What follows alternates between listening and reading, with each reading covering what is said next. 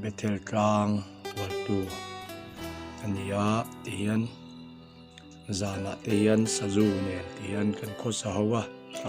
Tian Changte kan pea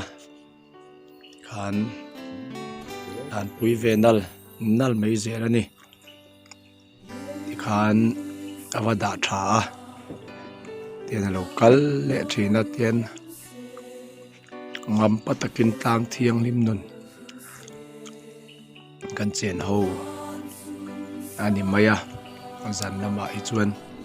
thian te ho nuwa khatiang khan kha sa zu te kha a local thina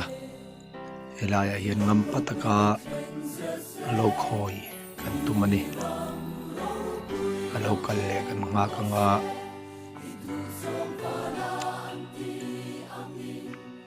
chang kan lo pile don pe kan lo tum le don ani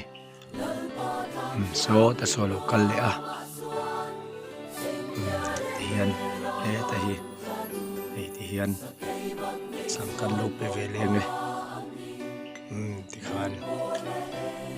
a thiar phei ta thina so lama son na tan phei pui thina ni ti khan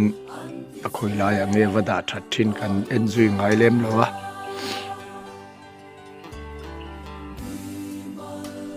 avada tha aron tan phei le a ti khan aron la le thina zanin chuan hei kut nge in kan lo pe thei ta zandanga chuan kutin kan lo pe ngai lem lowa kan bul vel mi hi aron lamai thina maro chu zanin chuan mani kut nge in kan lo pe thei ta aro bi kan te he local le atian kan lo pe le nge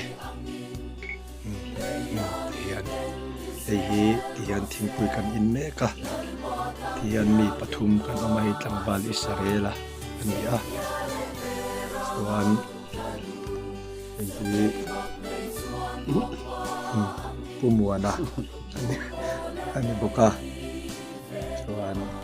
ala tu ke hi tian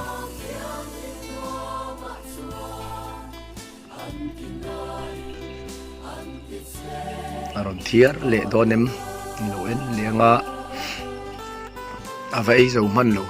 shima athang rei veu lova so local le to a pengan lo peleng o e ta hian local ro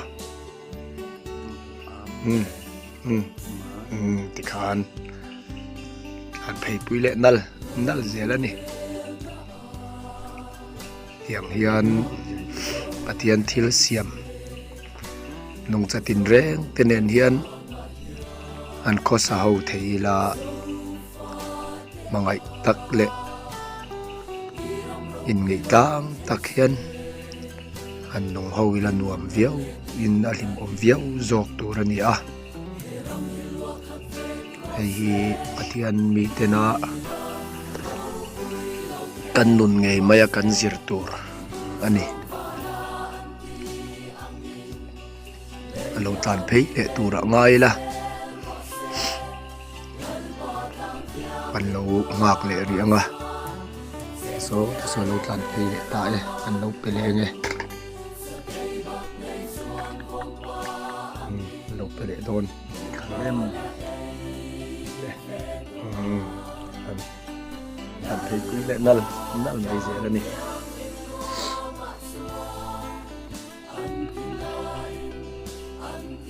đầu ngọc lệ chỉ nó vui khát bạc chú lần là tổ luôn à